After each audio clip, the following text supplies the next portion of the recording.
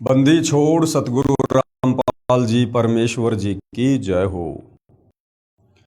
परम पिता परमात्मा सारी सृष्टि के रचनहार कुल मालिक असंख्य ब्रह्मांडों के स्वामी जगत गुरु तीनों लोकों में प्रवेश करके सब पोषण ले राजा नाथों के नाथ देवों के देव महादेव सर्वेश्वर महेश्वर मृत्युंजय अजरो अमर आदि अनादि सनातनी प्रभु जगत पिता जगदीश्वर श्री श्री 1008 की उपाधि के वास्तविक अधिकारी अकाल मूरत शब्द स्वरूपी राम वासुदेव सर्वगतम ब्रह्म परम पूज्य प्रथम पूज्य परम संत परम पुरुष परम धनी परम दयालु सत्य कबीर हक्का कबीर अल्लाहु कबीर अल्लाहु अकबर बाखबर अल्लाह ताला जगत के तारणहार जगत के मुक्तिदाता जगत के जगन्नाथ हारे के सहारे हिंदुओं के राम मुसलमानों के अल्लाह सिखों के वाहिगुरु ईसाइयों के मसीह दया के सागर दया निधि करुणा के सागर करुणा निधि स्वयंभू परिभू संकट मोचन कष्ट हरण मंगल करण दुख भंजन अविगत कबीर निर्विकार निर्विषम परमात्मा अलय अलेख सतगुरु आदि अनादि सतगुरु असली मर्यादा पुरुषोत्तम असली राम असली कृष्ण असली घनश्याम असली मुरारी राजाओं के राजा महाराजाओं के महाराजा शहंशाहों के शहंशाह सम्राटों के सम्राट भगवानों के भगवान अल्लाहों के अल्लाह प्रभुओं के प्रभु मसीहाओं के मसीह सच्चे वाहिगुरु बाबाओं के बाबा पीरों के पीर सेठों के सेठ जगत सेठ सावड़सा सेठ सर्वगुण संपन्न अनंत कोटि कलाओं के स्वामी अनंत कोटि ब्रह्मांडों के नायक योगियों में महायोगी ध्यानियों में महाध्यानी सिद्धों में परम सिद्ध ज्ञानियों में तत्वज्ञानी ब्रह्म ज्ञानी महाज्ञानी परम ज्ञानी सर्वश्रेष्ठ ज्ञानी विज्ञानी युवा कबीर समर्थ कबीर असमवात अमित ओजा सच्चे रहनुमा करीम अल्लाह सुभान अल्लाह दुनिया के अंतिम पैगंबर 8 सितंबर 1951 से गांव धनाना जिला सोनीपत हरियाणा भारतवर्ष की पावन भूमि पे प्रकट रियल कल की भगवान श्री नारायण साकार हरि श्री बाबा साहेब नूर अनंत परमात्मा सच्चे दरवेश सच्चे बाखबर संत श्रोमणी सतगुरु रामपाल जी परमेश्वर जी के चरण कमल में आप और हम सभी भाई बहनों का अनंत कोटि दंडवत प्रणाम। सत्साई भाई और बहनों, बहुत बड़ी दया बहुत बड़ी मेहर पूज्य गुरुदेव भगवान की परमेश्वर रामपाल जी की, जिनके शुभ आशीर्वाद से विशेष आशीर्वाद से हमें उन्हीं के कर कमल से लिखित पवित्र पुस्तक ज्ञान गंगा को समझने का एक मौका मिल रहा है। ये पवित्र पुस्तक ज्ञान गंगा परमेश्वर रामपाल जी के वचनों का सत्संगों का संग्रह है। इस पवित्र पुस्तक ज्ञान गंगा में जो भी ज्ञान परमेश्वर रामपाल जी ने डाला है सर्व धर्मशास्त्रों से प्रमाणित है। सुई के नोक रखने जितनी भी जगह आपको इस पुस्तक में कमी निकालने की नहीं मिलेगी। बाकी अपनी आधी अधूरी सोच और अज्ञानता के आधार से भले आप पूरी पुस्तक को भी रिजेक्ट कर सकते हैं, ये आपकी अपनी मर्जी है। भाई और बहनों, आज इस पवित्र पुस्तक के ऊपर हमारा 6 नंबर का वीडियो है। प्रत्येक वीडियो में गुरुदेव भगवान के आशीर्वाद से हमें अध्यात्म के विषय में भक्ति मार्ग के विषय में भक्ति और भगवान के विषय में बहुत कुछ जानने और समझने को प्राप्त हो रहा है। भाई और बहनों, आज इस पवित्र पुस्तक पर हमारा टॉपिक सृष्टि रचना को लेकर है। सृष्टि रचना वो कथा है, वो नारायण कथा है, सत्य कथा है, अमर कथा है। इस कथा को समझे बिना आप और हम किसी भी धर्म के किसी भी धर्म ग्रंथ को नहीं समझ सकते। हम अध्यात्म के निष्कर्ष को नहीं समझ सकते हैं। इसलिए सृष्टि रचना को भक्ति की शुरुआत करने से पहले बारंबार सुनना पढ़ना समझना बहुत ज़रूरी है। परमात्मा प्रेमी आत्माएं प्रथम बार जब इस अमर कथा सृष्टि रचना को सुनेंगी तो उनको लगेगा कि जैसे कोई बनावटी सी बात है, क्योंकि भाई और बहनों, सदियों से हमारे नादान ज्ञानहीन तत्व ज्ञानहीन धर्मगुरुओं ने हमें केवल शास्त्र विरुद्ध साधना का ही पाठ पढ़ाया है। हालांकि ये सृष्टि रचना टुकड़ों में हमारे धर्म ग्रंथों में शामिल है, परंतु तत्व ज्ञान के अभाव में हमारे नादान धर्मगुरु हमें सृष्टि रचना के विषय में यथार्थ जानकारी प्रदान नहीं कर पाए। इसलिए हमने शास्त्र विरुद्ध कथाओं को ही सत्य मान लिया, नारायण कथा मान लिया, सत्य कथा मान लिया। भाई और बहनों, सतगुरु रामपाल जी परमेश्वर जी ने बनावटी कथा सुनाने की कोई आवश्यकता नहीं है। अगर इस पृथ्वी पर सत्य कथा होती, अगर सृष्टि रचना का यहाँ पर सबको ज्ञान होता, तो भाई और बहनों, इस परमपिता परमेश्वर को शतलोक से चलकर 8 सितंबर 1951 को गांव धनाना में प्रकट होकर फिर 17 फरवरी 1988 को आदरणीय गरीबदास जी के 12वें पंथ में प्रवेश करके फिर सन 1994 में अपने यथार्थ 13वें कबीर पंथ को शुरू करके ये यथार्थ अमर कथा सृष्टि रचना सुनाने की आवश्यकता नहीं पड़ती। लेकिन इस सृष्टि रचना को सुने बिना, समझे बिना हम भक्ति पर कभी दृढ़ होकर लग ही नहीं सकते, हम कभी अपनी आत्मा का कल्याण करवा ही नहीं सकते। जिस प्रकार किसी भी प्रकार के ताले को खोलने के लिए एक मास्टर की होती है, उसी प्रकार किसी भी धर्म के धर्म ग्रंथ को समझने के लिए, भक्ति मार्ग को समझने के लिए हमें सृष्टि रचना रूपी मास्टर की का प्रयोग करना ही पड़ेगा। तो भाई और बहनों, पूज्य गुरुदेव भगवान के आशीर्वाद से सर्व धर्मशास्त्रों से प्रमाणित सृष्टि रचना को हम समझने का प्रयास करेंगे। आप सभी भाई बहनों ने बहुत ही धैर्य के साथ और निष्पक्ष होकर इस सृष्टि रचना को सुनना है। साथ में आपको सर्व धर्मशास्त्रों से जो प्रमाण हैं वो भी आपको दिए जाएंगे, आप जियों को दिखाए जाएंगे, ताकि आप जियों को विश्वास हो कि वास्तव में पूज्य गुरुदेव भगवान सतगुरु रामपाल जी ने जो ज्ञान हमें दिया है वो सर्व धर्मशास्त्रों से प्रमाणित ज्ञान है। तो भाई और बहनों, हम शुरुआत करते हैं सृष्टि रचना की। तो भाई और बहनों, ये सृष्टि रचना आप जियों के सामने है, पवित्र पुस्तक ज्ञान गंगा और पेज नंबर 22। संपूर्ण सृष्टि रचना, सूक्ष्म वेद से निष्कर्ष रूप सृष्टि रचना का वर्णन। यानी ये जो सृष्टि रचना है कि परमात्मा कौन है, कैसा है, कहाँ है, कैसा दिखाई देता है, कैसे वो मिलेगा, ये सारे ब्रह्मांड, ये ग्रह, ये चांद, सूरज, ये सारे प्राणी, ये सब किसने उत्पन्न किए, क्यों उत्पन्न किए, क्या कारण है, क्यों हम यहाँ पर जन्म ले रहे हैं, मर रहे हैं, क्यों हम यहाँ पर गधे, कुत्ते, सूअर बनकर इतने कष्ट उठा रहे हैं, ये सारी जानकारी हमें सृष्टि रचना से मिलेगी। ये सृष्टि रचना थोड़ी थोड़ी हमारे सर्व धर्मों के धर्मशास्त्रों में वर्णित है, परंतु कंप्लीट नहीं है। कंप्लीट सृष्टि रचना को बताने के लिए परमपिता परमेश्वर कबीर साहिब ने स्वयं शतलोक से चलकर गति करके इस काल के 21 ब्रह्मांड में आना पड़ता है और एक संत की भूमिका करनी पड़ती है, तत्वदर्शी संत की भूमिका करनी पड़ती है। तो परमेश्वर जी चारों युगों में आए हैं। ये कबीर परमात्मा सतयुग में सतसुकृत ऋषि के नाम से आए, त्रेता में मुनिंदर ऋषि के नाम से आए, द्वापर में करुणामय ऋषि के नाम से आए और कलयुग में कबीर नाम से आए, जो इनका वैदिक नाम है, इनका वास्तविक नाम है। और परमेश्वर ने रह रहकर आप और हमें सृष्टि रचना का ज्ञान करवाया है। इस आधार से भाई और बहनों, परमेश्वर ने 5वें वेद सूक्ष्म वेद की रचना आज से लगभग 650 साल पहले जब वे बनारस के काशी शहर में आए थे, 120 वर्ष उन्होंने रहकर लीला की थी, अपना ज्ञान समझाया था। तो बाद में आगे चलकर आदरणीय धर्मदास जी के माध्यम से परमेश्वर ने 5वें वेद सूक्ष्म वेद की रचना करवाई थी, जिसको हम कबीर सागर के नाम से जानते हैं, जिसमें कंप्लीट सृष्टि रचना परमेश्वर जी ने लिखवाई थी। लेकिन आगे चलकर काल प्रेरणा से कबीर पंथियों ने सृष्टि रचना में बहुत सारी हेरा फेरी कर दी। उसकी क्षतिपूर्ति को पूरा करने के लिए फिर से परमपिता परमेश्वर कबीर साहिब ने आदरणीय गरीबदास जी के रूप में लगभग 300 वर्ष पहले गांव छुड़ानी, जिला झज्जर, हरियाणा प्रांत में आना पड़ा और उन्होंने 24,000 वाणियों युक्त 5वें वेद सूक्ष्म वेद की एक बार फिर से रचना करवाई। तो सूक्ष्म वेद से निष्कर्ष निकालकर सतगुरु रामपाल जी परमेश्वर जी ने हमें ये सृष्टि रचना दी है, जिसे हमने बहुत ही ध्यानपूर्वक सुनना है। प्रभु प्रेमी आत्माएं प्रथम बार निम्न सृष्टि रचना को पढ़ेंगे तो ऐसे लगेगा जैसे दंत कथा हो।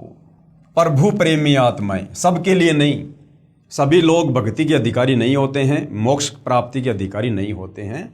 यहाँ गुरुदेव ने शब्द यूज किया है कि प्रभु प्रेमी आत्माएं, जो परमात्मा प्रेमी आत्मा है, जिनको परमात्मा की प्राप्ति की चाहत सदियों से रही है, युगों से रही है, उन आत्माओं के विषय में यहाँ पर बात की जा रही है।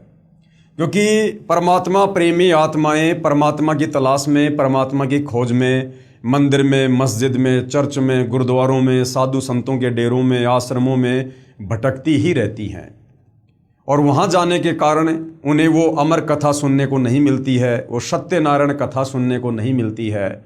उनको तरह तरह की बनावटी बातें अध्यात्म के विषय में बताई जाती हैं, और वो आत्माएं बार बार सभी धर्मगुरुओं से एक जैसी दंत कथा सुनकर ये मान लेती हैं कि वास्तव में यही सच्चा ज्ञान होगा।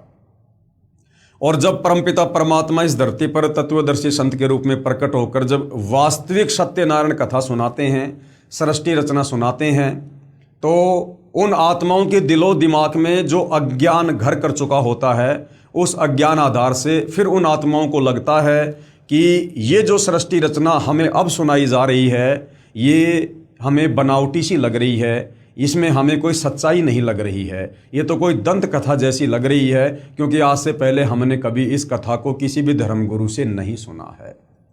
तो भाइयों और बहनों, जिस कथा को आज से पहले हमने किसी भी धर्मगुरु से नहीं सुना है, उस सत्य कथा को सुनाने के लिए ही परमात्मा सतलोक से चलकर पृथ्वी पर आते हैं। तो प्रथम बार आप जियों को ऐसा लग सकता है कि ये तो बनावटी सी कथा है, हमने पहले कभी सुनी नहीं है। परंतु जब आप इस बनावटी सी दिखाई देने वाली कथा को, अगर आप हिंदू हैं तो हिंदू धर्मशास्त्रों से प्रमाणित होता देखेंगे, वेदों से, गीता जी से, पुराणों से। अगर आप मुसलमान धर्म से हैं तो आप कुरान शरीफ से, कुरान मजीद से, तौरेत से, जबूर से, इंजिल से आप इस सृष्टि रचना को प्रमाणित होते देखेंगे। यदि आप सिख समाज से हैं तो आप गुरु ग्रंथ साहिब से इसी सृष्टि रचना को प्रमाणित होते देखेंगे, तो आप दांतों तले उंगली दबाएंगे। प्रभु प्रेमी आत्माएं प्रथम बार निमन सृष्टि की रचना को पढ़ेंगे तो ऐसा लगेगा जैसे दंत कथा हो, परंतु सभी पवित्र सदग्रंथों के प्रमाणों को पढ़कर दांतों तले उंगली दबाएंगे कि यह वास्तविक अमृत ज्ञान कहाँ छुपा हुआ था, कि हे परमात्मा, हमारे धर्मशास्त्रों में यह खजाना छुपा हुआ था अध्यात्म का, सृष्टि रचना का, भक्ति का, लेकिन आज से पहले हमारे धर्मगुरु हमें नहीं बता पाए। कृपया धैर्य के साथ पढ़ते रहें तथा इस अमृत ज्ञान को सुरक्षित रखें, आपकी 101 पीढ़ी तक काम आएगा। पवित्र आत्माएं कृपया सत्यनारायण यानी अविनाशी प्रभु सत्य पुरुष द्वारा रची सृष्टि रचना का वास्तविक ज्ञान पढ़ें। भाइयों और बहनों, सत्यनारायण का मतलब होता है जो सच्चा परमात्मा है, उसे अविनाशी प्रभु भी कहते हैं। अविनाशी यानी जिसका कभी विनाश नहीं होता है, उसको सत्य पुरुष भी कहते हैं, यानी अमर पुरुष, अकाल पुरुष। ये सारे के सारे जो नाम है ये कबीर परमात्मा जी के उपमात्मक नाम हैं।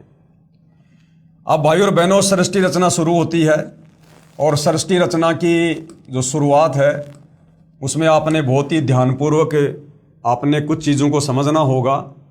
सबसे पहले सृष्टि रचना में आता है पूर्ण ब्रह्म। इस शब्द को याद रखना, ध्यान रखना, पूर्ण ब्रह्म। इस सृष्टि रचना में हमारे को विशेषकर 3 भगवानों के विषय में जानकारी मिलेगी।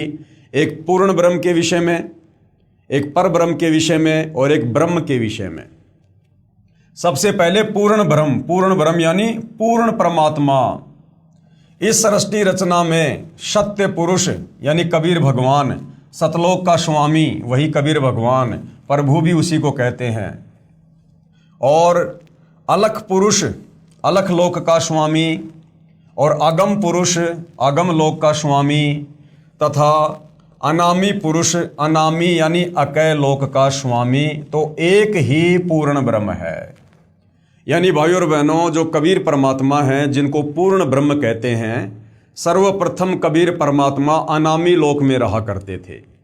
उसके बाद कबीर परमात्मा ने अपनी मर्जी से उन्होंने नीचे के 3 लोकों की ओर रचना की। कौन कौन से लोकों की रचना की? परमात्मा जिस लोक में रहते थे उस लोक का नाम है अनामी लोक, उसको अकय लोक भी कहते हैं। और उस अनामी लोक में रहने के चलते परमात्मा को अनामी पुरुष भी कहते हैं। पुरुष यानी भगवान। परमात्मा जब अनामी लोक में रहता है तो उनको अनामी पुरुष भी कहते हैं। अनामी लोक का दूसरा नाम है अकय लोक, तो परमात्मा को अकय पुरुष भी कहते हैं। उसके बाद परमात्मा ने नीचे के 3 लोक रचने का विचार किया। अनामी लोक से नीचे अगम लोक, और जब वही कबीर परमात्मा पूर्ण ब्रह्म अपना रूप रूपांतरण करके जब उस अगम लोक में आकर विराजमान होता है तो उनको अगम पुरुष भी कहते हैं। यानी अगम लोक में विराजमान होने के कारण उसी परब्रह्म को, कबीर परमात्मा को अगम पुरुष की संज्ञा भी दी गई है, अगम पुरुष। अगम लोक से नीचे फिर परमात्मा ने रचा अलख लोक। उस अलख लोक में विराजमान होने के कारण कबीर परमात्मा को, पूर्ण ब्रह्म को अलख पुरुष की संज्ञा दी गई है। अलख पुरुष यानी अलख लोक में रहने के कारण परमात्मा को अलख पुरुष कहा जाता है। उसके बाद परमात्मा ने नीचे का चौथा लोक रचा सत्यलोक, और सत्यलोक में विराजमान होने के कारण कबीर परमात्मा को सत्य पुरुष की संज्ञा दी गई है, सत्य पुरुष की। यानी परमात्मा एक ही है, कबीर भगवान। वही कबीर परमात्मा 4 लोकों की रचना करके और भिन्न भिन्न नाम से उन 4 लोकों में निवास करता है।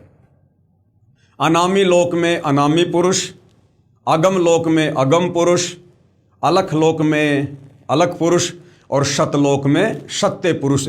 ये 4 परमात्मा भिन्न भिन्न नहीं हैं, चारों एक ही हैं। वो कबीर भगवान अपने रूप रूपांतरण करके 4 लोकों में विराजमान होता है। तो आप जी भ्रमित मत हो जाना, ये जो पूरी जानकारी यहाँ तक जो दी गई है ये 4 लोकों की जानकारी है।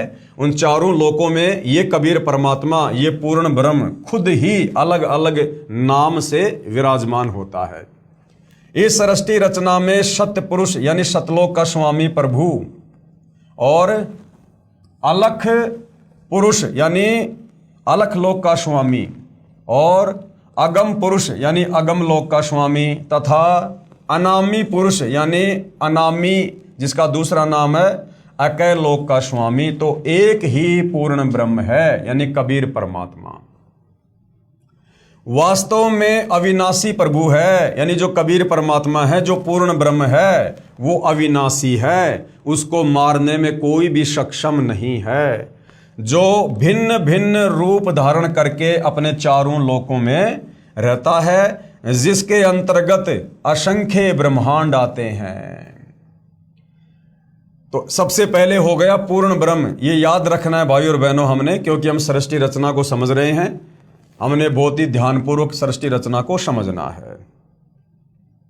तो सबसे पहले पूर्ण ब्रह्म यानी कबीर परमात्मा जी जो ऊपर के 4 लोक रच के 4 लोकों में खुद ही विराजमान रहते हैं। उसके बाद दूसरे नंबर का भगवान है परब्रह्म। परब्रह्म ये 7 संग ब्रह्मांड का स्वामी है, जिसका गीता अध्याय 15 श्लोक नंबर 16 में जिक्र है। ये वो परब्रह्म है जिसके 7 संग ब्रह्मांड हैं। परब्रह्म यह केवल 7 संग ब्रह्मांड का स्वामी यानी प्रभु है, मालिक है, भगवान है। यह अक्षर पुरुष भी कहलाता है। गीता अध्याय 15 श्लोक नंबर 16 में जिन 2 भगवानों का जिक्र है, क्षर पुरुष और अक्षर पुरुष, तो ये वो अक्षर पुरुष है, 7 संग ब्रह्मांड का स्वामी। परंतु यह तथा इसके ब्रह्मांड भी वास्तव में अविनाशी नहीं है। परंतु ये वास्तव में अविनाशी नहीं है, इसका भी जन्म और मृत्यु होती है। इसके 7 संग ब्रह्मांड भी उत्पत्ति और प्रलय में आते हैं। उसके बाद तीसरे नंबर का जो भगवान है वो है ब्रह्म। तीसरे नंबर का भगवान कौन है? ये ब्रह्म। ये है भाइयों और बहनों काल। इस ब्रह्म को काल भी कहते हैं। ये ब्रह्मा विष्णु महेश का पिता है, ये दुर्गा का पति है, और महाभारत के युद्ध में गीता जी का ज्ञान श्री कृष्ण जी के शरीर में प्रवेश करके इसी ब्रह्म ने दिया था। ये केवल 21 ब्रह्मांड का स्वामी है। इस ब्रह्म के पास, काल के पास केवल 21 ब्रह्मांड हैं।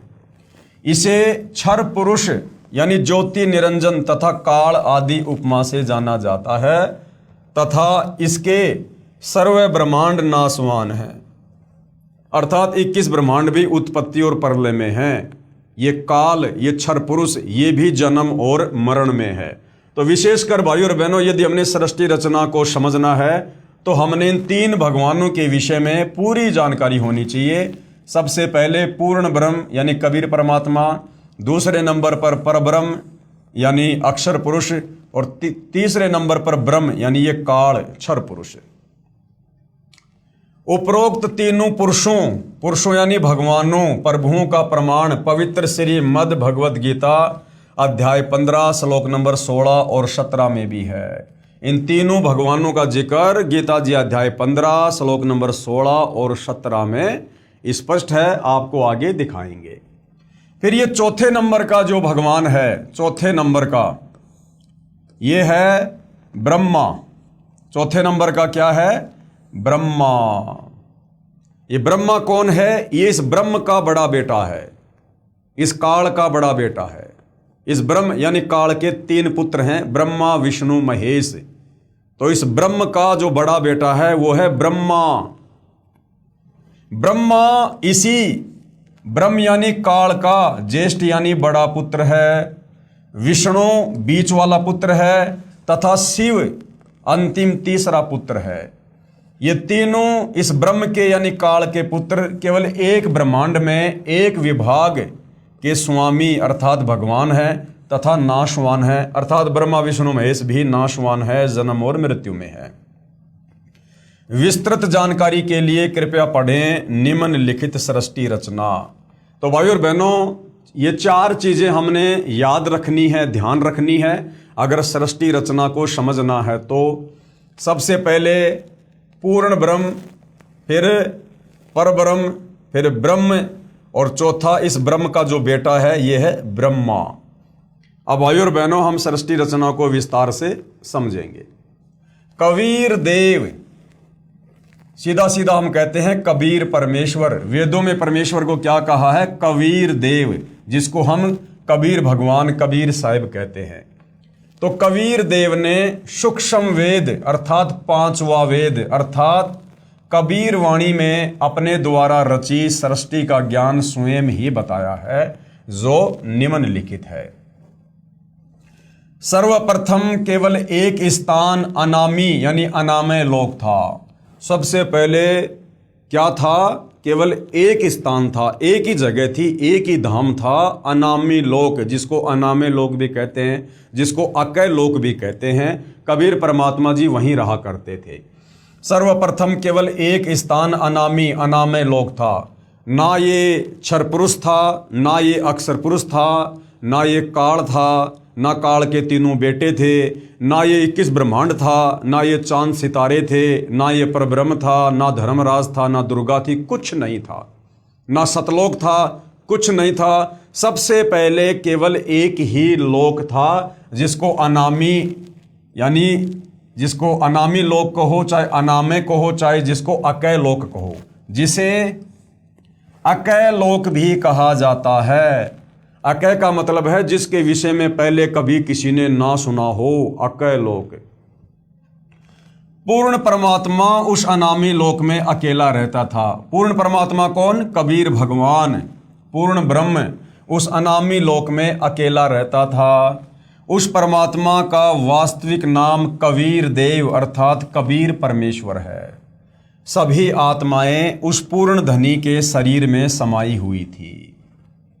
आप और हम जितनी भी आत्माएं हैं, यहाँ जो गधा, कुत्ता, सुअर, मक्खी, मच्छर, 84 लाख योनियों में, ये पेड़ पौधों की योनियाँ, जल में रहने वाले जीव, स्त्री पुरुष, और ये जो अक्षर पुरुष है परब्रह्म, जिसके 7 संग ब्रह्मांड है, इसके लोक में जितनी भी आत्माएं हैं और शतलोक में जितनी आत्माएं हैं, हम सभी आत्माएं इसी कबीर परमात्मा के शरीर में सूक्ष्म रूप में समाई हुई थी।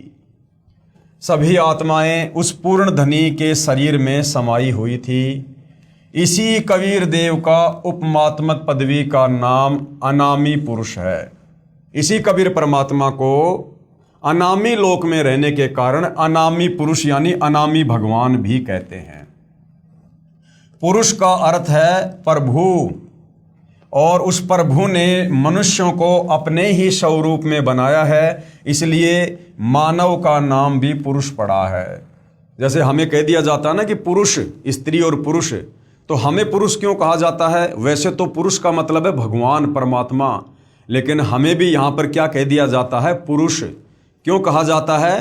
क्योंकि हमें उसी कबीर परमात्मा जी ने, जो वास्तव में पुरुष है, एकमात्र सारी सृष्टि में पुरुष तो वही है, बाकी सब उसकी आत्मा है, तो उसी कबीर पुरुष ने आप और हमें अपने वचन से उत्पन्न किया, इसलिए हमें भी यहाँ पर पुरुष कहा जाता है। लेकिन असल में पुरुष वो कबीर परमात्मा ही है। प्रभु ने मनुष्यों को अपने ही स्वरूप में बनाया है, इसलिए मानव का नाम भी पुरुष ही पड़ा है। अनामी पुरुष के एक रोम यानी शरीर के बाल का प्रकाश। अनामी पुरुष कौन? कबीर परमात्मा जी। अनामी लोक में रहने के कारण उनको अनामी पुरुष कहा जाता है। उस कबीर परमात्मा के शरीर के एक बाल में, रोमकूप यानी एक बाल में कितनी रोशनी है? अनामी पुरुष के एक रोम यानी शरीर के बाल का प्रकाश शंख सूर्यों की रोशनी से भी अधिक है। पूरी बॉडी पर 3.5 करोड़ रोमकूप होते हैं।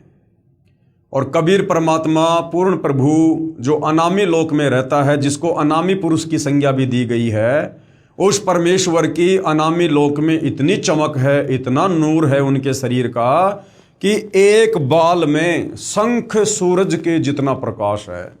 हम जो ये सूर्य देखते हैं ना, शंख, शंख का मतलब नील, पद्म, शंख, तो शंख सूर्यों जितना प्रकाश उस परमात्मा के एक बाल में है। और टोटल शरीर पर 3.5 करोड़ बाल हैं, तो सोचिए परमेश्वर का नूर कितना तेज होगा अनामी लोक में। विशेष, जैसे किसी देश के आदरणीय प्रधानमंत्री जी का शरीर का नाम, तो ये जो शतलोक है वहाँ की जो रचना है उसकी जानकारी दी हुई है। इसको हम आगे पढ़ेंगे, बाद में पढ़ेंगे। पहले हमें परमात्मा जो समझाना चाह रहे हैं वो हम समझते हैं। जैसे किसी भी देश के प्रधानमंत्री का नाम तो अन्य होता है, अलग ही होता है, तथा उसके पद का उपमात्मक नाम प्रधानमंत्री होता है।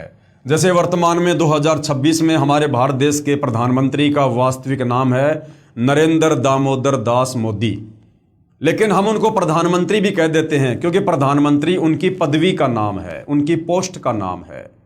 इसी प्रकार जो कबीर परमात्मा है, वास्तव में उनका नाम है कबीर देव, लेकिन अनामी लोक में रहने के कारण उस परमात्मा को अनामी पुरुष की संज्ञा भी दी गई है। फिर वही कबीर परमात्मा जब अगम लोक में आके विराजमान होता है तो उनको अगम पुरुष की संज्ञा दी जाती है। फिर वही कबीर परमात्मा जब अलख लोक में आके विराजमान होता है तो उनको अलग पुरुष की संज्ञा दी जाती है। और वही कबीर परमात्मा जब सतलोक में आकर विराजमान होता है तो उनको सत्य पुरुष की संज्ञा दी जाती है। और जैसे जैसे परमात्मा नीचे के लोकों में विराजमान होते हैं, वैसे वैसे उनकी शक्ति में अंतर होता चला जाता है। जैसे मान लीजिए कई बार हमारे देश के प्रधानमंत्री जो अन्य जो मंत्री पद होते हैं जो कैबिनेट के, वो भी अपने अंडर में ही रख लेते हैं। जैसे भारत के गृह मंत्री का जो पद होता है, कई बार प्रधानमंत्री जी अपने अंडर में वो जो है वो रख लेते हैं।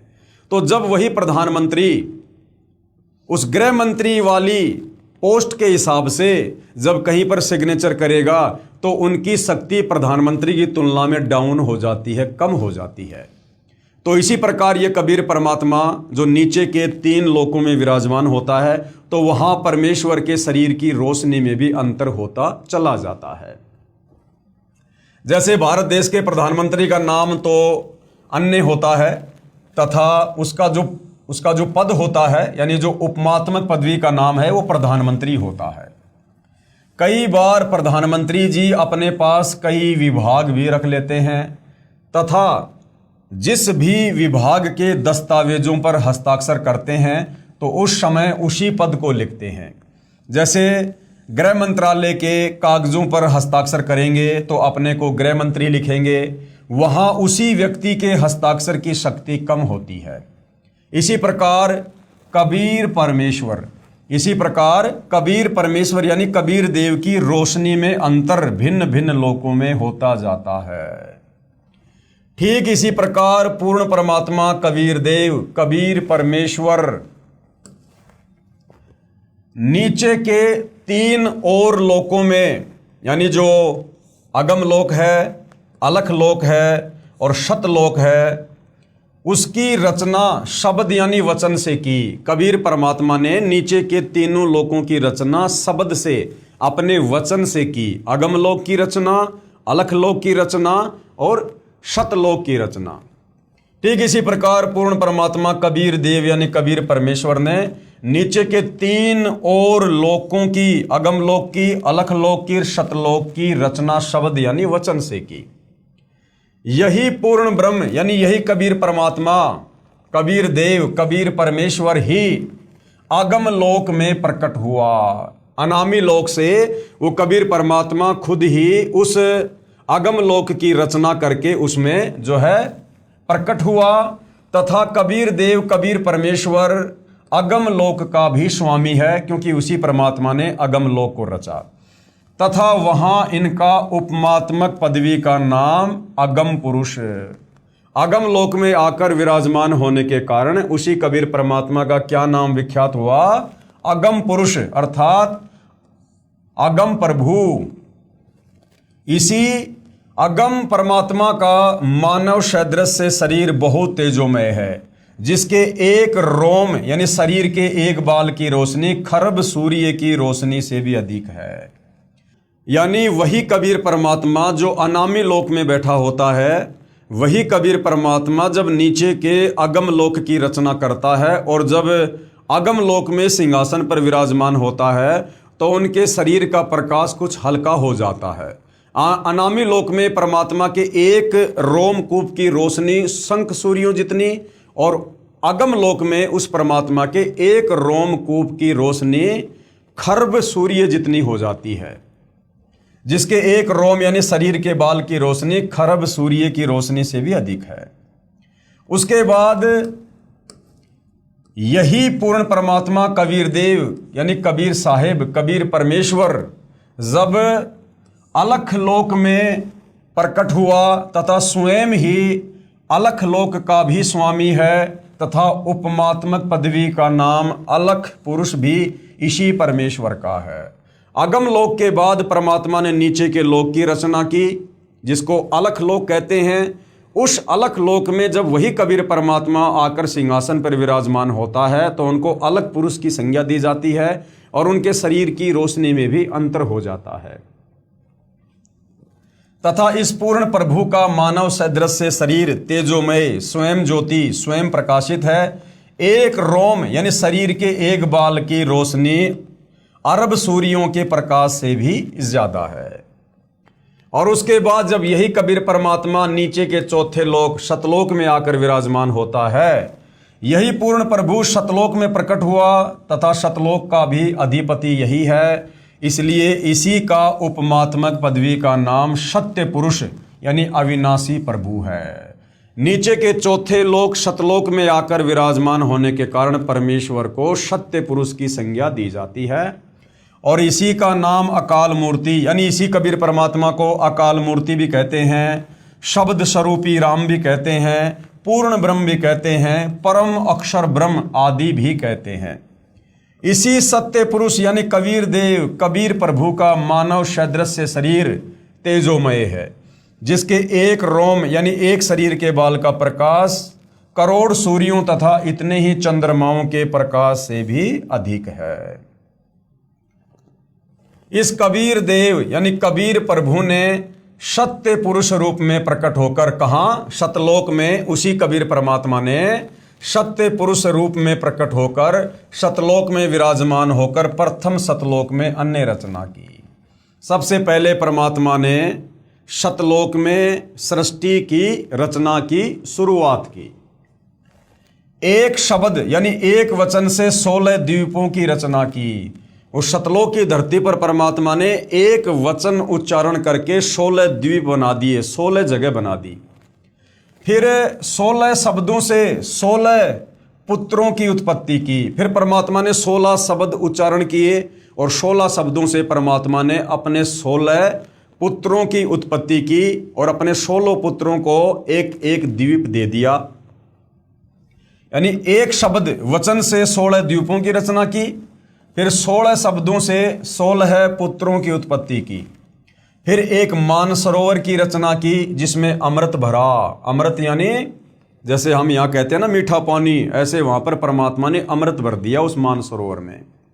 16 पुत्रों के नाम हैं कूरम, ज्ञानी, विवेक, तेज, सहज, संतोष, श्रुति, आनंद, क्षमा, निष्काम, जलरंगी, अचिंत, प्रेम, दयाल, धैर्य और योग संतायन, जिन्हें योग जीत भी कहा जाता है। योग जीत भी इन्हीं का नाम है। तो परमेश्वर ने 16 शब्दों से फिर 16 पुत्रों की उत्पत्ति की और सभी पुत्रों को एक एक द्वीप दे दिया। सत्य पुरुष यानी कबीर देव ने अपने पुत्र अचिंत को, अचिंत जो कि 12वें नंबर का सत्य पुरुष कबीर भगवान का बेटा है, सत्य पुरुष कबीर देव ने अपने पुत्र अचिंत को सत्यलोक की अन्य रचना का भार सौंपा कि भाई अचिंत, अब तू आगे सतलोक में सृष्टि की रचना कर, तथा शक्ति प्रदान कर दी। अचिंत ने अक्षर पुरुष यानी पर ब्रह्म की शब्द से उत्पत्ति की। अचिंत ने क्या किया? जो शक्ति परमात्मा ने दी थी उस शब्द शक्ति से अचिंत ने सृष्टि रचना में सहयोग के लिए एक आत्मा उत्पन्न की, जिसको क्या कहा जाता है? पर ब्रह्म। पर ब्रह्म कहो या अक्षर पुरुष कहो, जो गीता अध्याय 15 श्लोक नंबर 16 में अक्षर पुरुष कहा गया है, ये वही अक्षर पुरुष है जिसको पर ब्रह्म भी कहते हैं। अचिंत ने अक्षर पुरुष यानी पर ब्रह्म की शब्द से उत्पत्ति की तथा कहा कि मेरी मदद करना। अक्षर पुरुष नहाने के लिए स्नान करने मानसरोवर पर चला गया, वहां आनंद आया तथा सो गया, लंबे समय तक बाहर नहीं आया। तब अचिंत की प्रार्थना पर अक्षर पुरुष को नींद से जगाने के लिए कबीर देव, कबीर परमेश्वर ने उसी मानसरोवर से कुछ अमृत जल लेकर एक अंडा बनाया तथा उस अंडे में एक आत्मा प्रवेश की तथा अंडे को मानसरोवर के अमृत जल में छोड़ा। जब काफी समय बीत गया तो कबीर परमात्मा जी ने अचिंत से कहा कि भाई अचिंत, आप सृष्टि रचना क्यों नहीं रच रहे? तो अचिंत ने कहा कि भगवान, मैंने एक आत्मा उत्पन्न की थी अक्षर पुरुष को, पर ब्रह्म को सहयोगी के लिए, लेकिन वो तो मानसरोवर में जाकर सो गया और वो तो वहां से उठ नहीं पा रहा है। ये परमात्मा, आप उसे निंद्रा से उठाइए। तो कबीर परमात्मा जी ने उसी मानसरोवर से थोड़ा सा जल अपने हाथ में लिया, अपनी वचन शक्ति से एक अंडा बनाया, उस अंडे में एक आत्मा प्रवेश की, उस आत्मा को उस मानसरोवर के जल में छोड़ दिया। अंडे की गड़गड़ाहट से अक्षर पुरुष की निंद्रा भंग हो गई। जब वो अंडा मानसरोवर के अंदर छोड़ा गया तो अंडे की गड़गड़ाहट की आवाज से अक्षर पुरुष यानी परब्रह्म की निंद्रा भंग हो गई। उसने अंडे को क्रोध से देखा, जिस कारण से अंडे के 2 भाग हो गए, यानी अंडा फूट गया। उसमें से ज्योति निरंजन, जिसको क्षर पुरुष भी कहते हैं, वो निकला, जो आगे चलकर काल कहलाया। उस अंडे में से कौन आत्मा निकली? क्षर पुरुष, जिसको आगे चलकर काल की संज्ञा दी गई है। यही ब्रह्मा विष्णु महेश का पिता, दुर्गा का पति, 21 ब्रह्मांड का नकली भगवान, जिसके जाल में आप और हम सभी फंसे पड़े हैं, इसकी उसी अंडे से उत्पत्ति कबीर भगवान ने सतलोक में की थी। उसमें से ज्योति निरंजन क्षर पुरुष निकला, जो आगे चलकर काल कहलाया। इसका वास्तविक नाम कैल है, कैल, और साधारण भाषा में हम इसको काल कह देते हैं। तब सत्य पुरुष यानी कबीर देव ने आकाशवाणी की कि आप दोनों बाहर आ जाओ, कि भाई क्षर पुरुष और अक्षर पुरुष आप दोनों बाहर आ जाओ तथा अचिंत के द्वीप में रहो। और उनको क्या आज्ञा दे दी कि तुम दोनों, काल और ये परब्रह्म, क्षर पुरुष और अक्षर पुरुष, तुम दोनों अचिंत के लोक में रहो, तुम तीनों एक साथ रहो। आज्ञा पाकर अक्षर पुरुष तथा क्षर पुरुष यानी काल दोनों अचिंत के द्वीप में रहने लगे। बच्चों की नालायकी उन्हीं को दिखाई कि कहीं फिर प्रभुता की तड़फ ना बन जाए, क्योंकि भाई और बहनों, जीव जीव ही होता है और परमात्मा परमात्मा ही होता है। जीव चाहे परमात्मा के 16 पुत्र क्यों ना है, वो भी जीव कैटेगरी में है। तो परमेश्वर ने पहले ही सृष्टि रचना का भार अपने पुत्र अचिंत को सौंपकर और उसकी असमर्थता शतलोक में अपने सभी उन पुत्रों को दिखाकर ये साबित कर दिया कि आगे तुम मेरे द्वारा की गई किसी भी रचना में टांग मत अड़ाना। जो काम परमात्मा कर सकता है वो जीव नहीं कर सकता है। बच्चों की नालायकी उन्हीं को दिखाई कि कहीं फिर प्रभुता की तरफ ना बन जाए, क्योंकि समर्थ बिन कार्य सफल नहीं होता। फिर पूर्ण धनी कबीर देव ने सर्व रचना स्वयं की। उसके बाद परमात्मा ने सतलोक में जो भी रचना करनी थी वो उन्होंने स्वयं अपनी वचन शक्ति से की। अपनी शब्द शक्ति से एक राजेश्वरी, जिसको राष्ट्री भी कहते हैं, शक्ति उत्पन्न की, जिससे सभी ब्रह्मांडों को स्थापित किया। इसी को पराशक्ति परानंदनी भी कहते हैं, जो सभी सिद्धियों की स्वामी है। पूर्ण ब्रह्म ने यानी कबीर भगवान ने सर्व आत्माओं को अपने ही अंदर से अपनी वचन शक्ति से अपने मानव शरीर सदृश से उत्पन्न किया। उसके बाद कबीर देव जी ने हम सभी आत्माओं को, जितने भी आत्माएं ब्रह्मांडों में हैं, काल के ब्रह्मांड में, अक्षर पुरुष के ब्रह्मांड में, शतलोक में, सभी आत्माओं को परमात्मा ने अपने शरीर से अपनी वचन शक्ति से उत्पन्न किया और अपने जैसे मानव सदृश से रूप में उत्पन्न किया। प्रत्येक हंस आत्मा का परमात्मा जैसा ही शरीर रचा, जिसका तेज 16 सूर्यों जैसा मानव सदृश है। और प्रत्येक आत्मा के शरीर का जो तेज था, जो रोशनी थी, वो 16 सूर्यों जितना था। जैसे सूरज है यहाँ पर, ऐसे ऐसे 16 सूर्यों जितना तेज सतलोक में प्रत्येक आत्मा के शरीर का है। परंतु परमेश्वर के शरीर के एक रोमकूप का प्रकाश करोड़ों सूर्यों से भी ज्यादा है। लेकिन कबीर परमात्मा के शरीर का प्रकाश, आप और हम हंस आत्माएं जो सतलोक में थी, उनके शरीर के प्रकाश से कोई असंख्य गुना ज्यादा प्रकाश है। बहुत समय उपरांत क्षर पुरुष यानी जो काल ज्योति निरंजन, जिसको परमात्मा ने अंडे में प्रवेश करके और अक्षर पुरुष को जगाने के लिए मानसरोवर के जल में छोड़ा था, जिसको क्षर पुरुष की संज्ञा दी गई है, जिसको काल भी कहा जाता है। तो काफी समय उपरांत उस क्षर पुरुष, उस काल के मन में एक खरपतवार आई। क्या खरपतवार आई?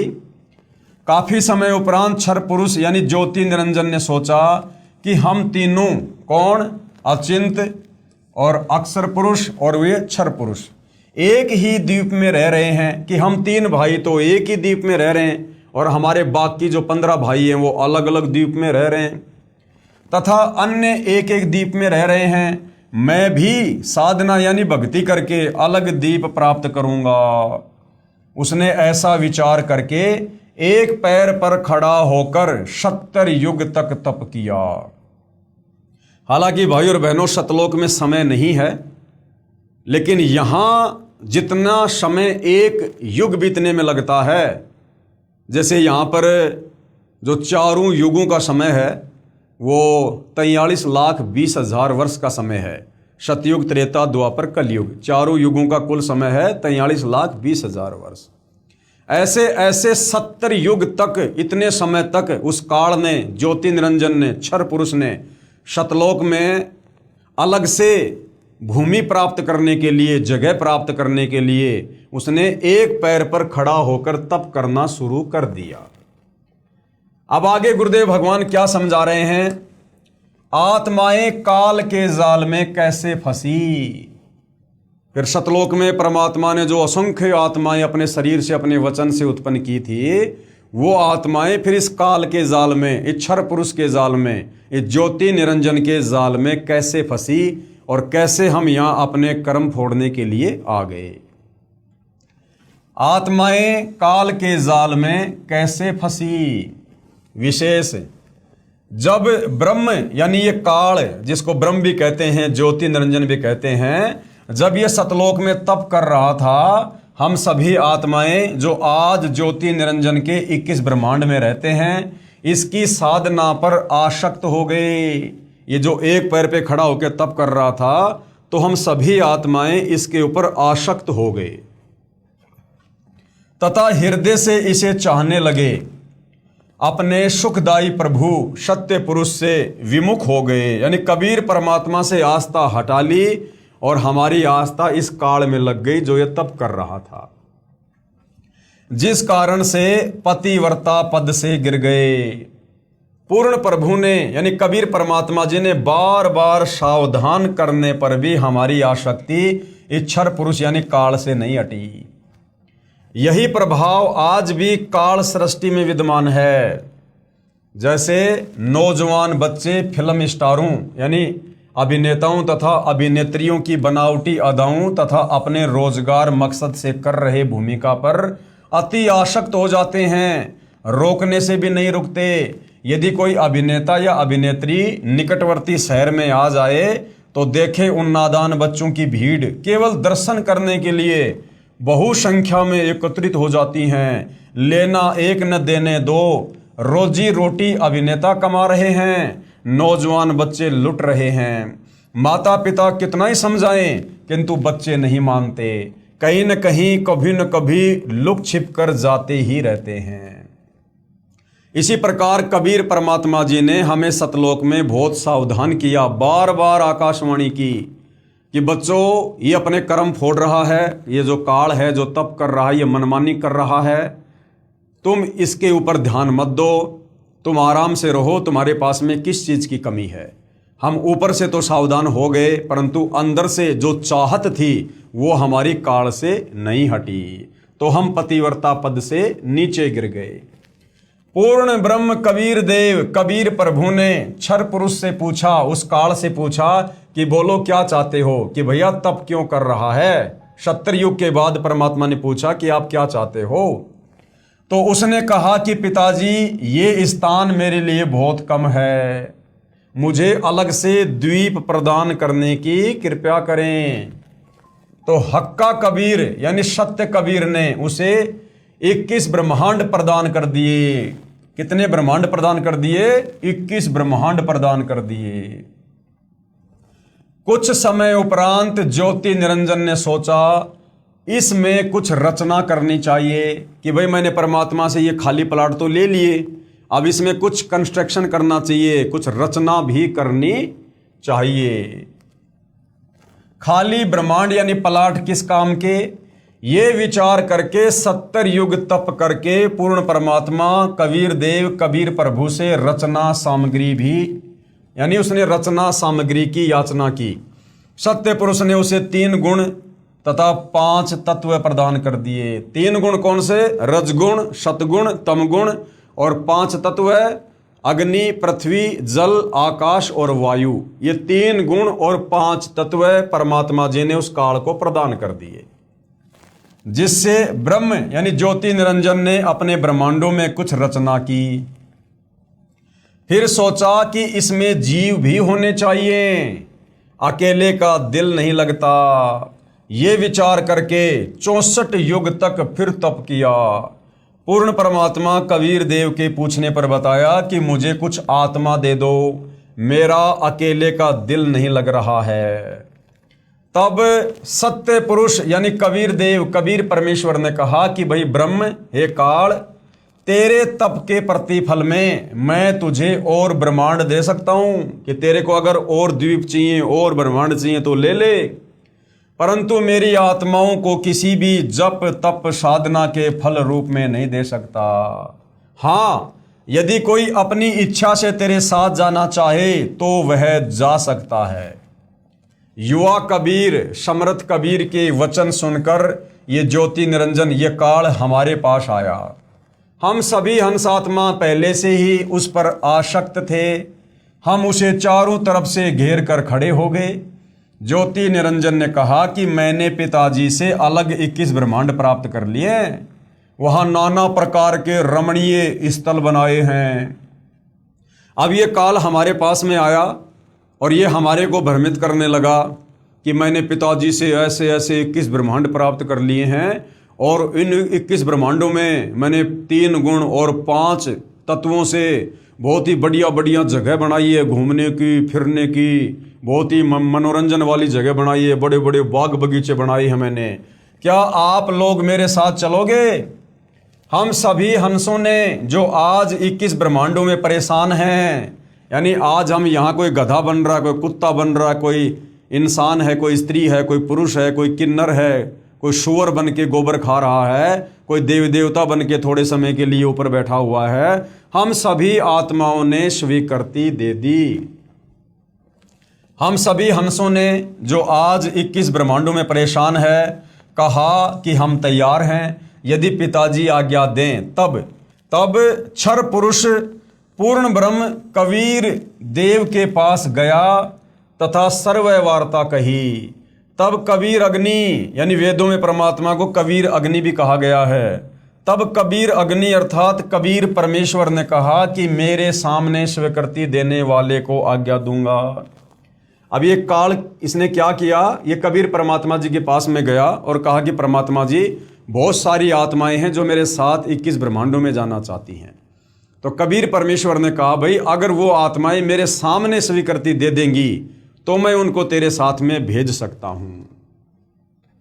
क्षर पुरुष यानी ये काल तथा परम अक्षर पुरुष यानी कबीर परमात्मा, जिनको कबीर अमित ओझा भी कहा गया है, यानी जिसकी शक्ति का कोई वार पार नहीं, वह कबीर दोनों हम सभी हंसात्माओं के पास आए। कौन? क्षर पुरुष और परम अक्षर पुरुष, ये काल और कबीर परमात्मा दोनों हम सभी हंसात्माओं के पास आए। और सत कबीर देव ने कहा कि जो हंसात्मा इस ब्रह्म के साथ जाना चाहता है, हाथ ऊपर करके स्वीकृति दे दे। अपने पिता के सामने किसी की हिम्मत नहीं हुई, किसी ने स्वीकृति नहीं दी। बहुत समय तक सन्नाटा छाया रहा। एक आत्मा ने किया, जी मैं जाना चाहता हूं। बहुत देर बाद एक हंस आत्मा ने हाथ खड़ा किया और कहा कि पिताजी, इस क्षर पुरुष के साथ में मैं जाना चाहता हूं। फिर तो उसकी देखा देखी जो आज काल ब्रह्म के 21 ब्रह्मांडों में फंसी हैं, हम सभी आत्माओं ने स्वीकृति दे दी। परमेश्वर कबीर जी ने ज्योति निरंजन से कहा कि आप अपने स्थान पर जाओ, कि भाई क्षर पुरुष तू तेरे 21 ब्रह्मांडों में जा। जिन्होंने तेरे साथ जाने की स्वीकृति दी है, मैं उन सभी हंस आत्माओं को आपके पास भेज दूंगा।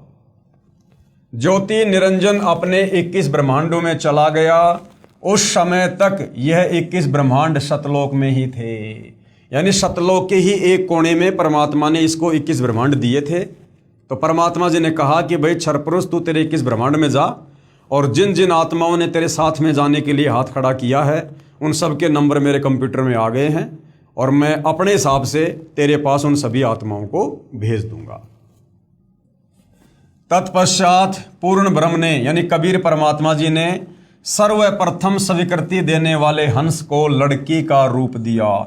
जिसने सबसे पहले काल के 21 ब्रह्मांड में जाने के लिए हाथ खड़ा किया था, परमात्मा ने उसको एक सुंदर लड़की का रूप दिया।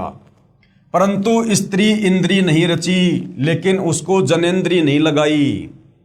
तथा सर्व आत्माओं को जिन्होंने ज्योति निरंजन यानी ब्रह्म के साथ जाने की सहमति दी थी, उस लड़की के शरीर में प्रवेश कर दिया। सूक्ष्म रूप में परमात्मा ने बाकी सभी आत्माओं को जिन्होंने हाथ खड़े किए थे, उस प्रथम हाथ खड़ा करने वाले हंस के, जिसको परमात्मा ने लड़की का रूप बना दिया था, उसके अंदर प्रवेश कर दिया, उस लड़की के शरीर में प्रवेश कर दिया। तथा उसका नाम आस्ट्रा, उसका नाम क्या रखा परमात्मा ने? जिसने सबसे पहले हाथ खड़ा किया था, जिसका परमात्मा ने सुंदर लड़की का रूप बनाया, उसका नाम आस्ट्रा यानी आदि माया, जिसको प्रकृति देवी भी कहते हैं गीता जी में, जिसको हम दुर्गा देवी कहते हैं। दुर्गा शेरा वाली, इस शेरा वाली दुर्गा ने सबसे पहले सतलोक में हाथ खड़ा किया था। दुर्गा ये आगे जाके कहलाई है। सतलोक में केवल ही एक ये हंस आत्मा था, जिसका परमात्मा ने आगे चलकर लड़की का रूप बनाया और फिर आगे चलकर इसका नाम दुर्गा पड़ा। तथा सत्य पुरुष यानी कबीर देव जी ने कहा कि बेटी, मैंने तेरे को शब्द शक्ति प्रदान कर दी है। जितने जीव ये ब्रह्म कहे आप उत्पन्न कर देना। पूर्ण ब्रह्म कबीर देव यानी कबीर साहेब अपने पुत्र सहजदास के द्वारा प्रकृति को क्षर पुरुष के पास भिजवा दिया। और कबीर परमात्मा जी ने क्या किया, अपने पुत्र सहज दास के माध्यम से उस दुर्गा को, जिसको युवा लड़की का रूप दिया था, उस ज्योति निरंजन काल ब्रह्म के पास 21 ब्रह्मांड में भेज दिया कि भाई सहजदास अपनी बहन को क्षर पुरुष के पास में छोड़ के आ जा और उसको कह देना कि पिताजी ने सभी आत्माओं को इसके शरीर में डाल दिया है सूक्ष्म रूप में, और तू जितनी आत्मा कहेगा ये अपनी वचन शक्ति से अपने शब्द से उत्पन्न कर देगी युवा शरीर में लड़का या लड़की। सहजदास जी ने ज्योति निरंजन को बताया कि पिताजी ने इस बहन के शरीर में उन सभी आत्माओं को प्रवेश कर दिया है जिन्होंने आपके साथ जाने की सहमति व्यक्त की थी, तथा इसको पिताजी ने वचन शक्ति प्रदान की है। आप जितने जीव चाहोगे प्रकृति यानी ये दुर्गा अपने शब्द से उत्पन्न कर देगी। ये कहकर सहजदास वापस अपने द्वीप में आ गया। अब आगे क्या होता है भाई और बहनों, फिर बात कहाँ बिगड़ती है, क्यों परमात्मा ने फिर इस क्षर पुरुष को और इस दुर्गा को हम सभी आत्माओं सहित शतलोक से 16 शंख कोश की दूरी पर यहाँ 21 ब्रह्मांड में भेज दिया।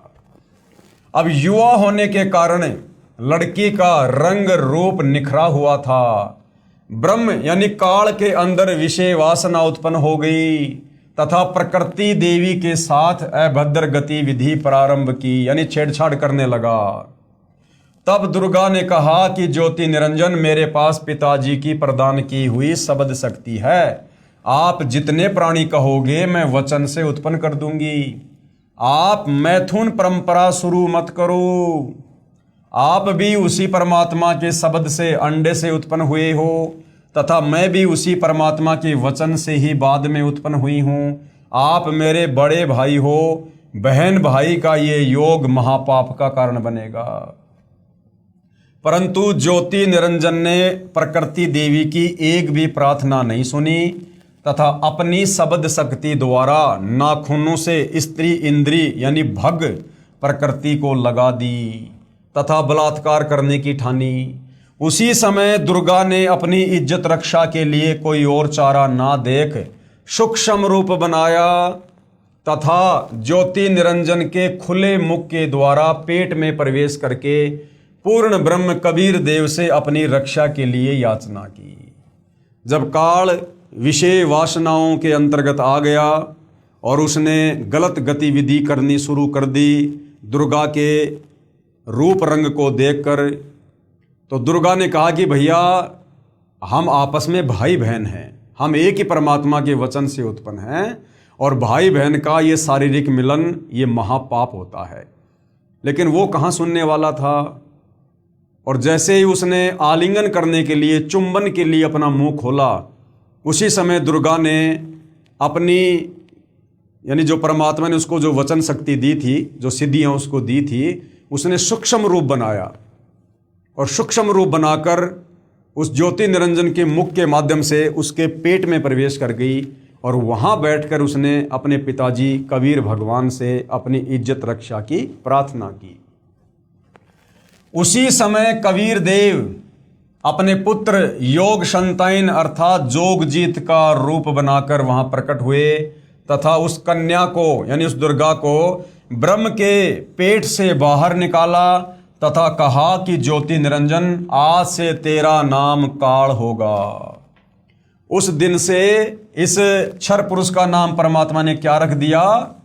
काल, कि आज से तेरा नाम काल होगा। तेरे जन्म मृत्यु होते रहेंगे, इसलिए तेरा नाम क्षर पुरुष होगा। क्षर पुरुष का मतलब है जो जन्मता और मरता है, नाशवान। 1,00,000 मानव शरीरधारी प्राणियों को प्रतिदिन खाया करेगा और 1,25,00,000 उत्पन्न किया करेगा। आप दोनों को 21 ब्रह्मांड सहित निष्कासित किया जाता है। इतना कहते ही 21 ब्रह्मांड विमान की तरह चल पड़े और सहजदास के द्वीप के पास से होते हुए शतलोक से 16 शंख कोश यानी एक कोस में लगभग 3 किलोमीटर होता है, यानी 48 शंख किलोमीटर की दूरी पर आकर रुक गए। अब हमें आगे गुरुदेव भगवान क्या समझाना चाह रहे हैं? विवरण, विशेष विवरण। अब 3 शक्तियों का विवरण आया है। अभी तक हमने सृष्टि रचना में 3 भगवान शक्तियों के विषय में पढ़ा।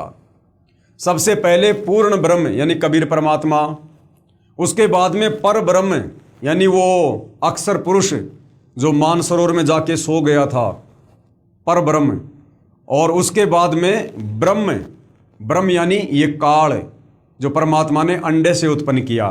तो अभी तक हमने केवल 3 शक्तियों के बारे में पढ़ा है, पूर्ण ब्रह्म, पर ब्रह्म और ब्रह्म। सबसे पहली शक्ति कौन सी?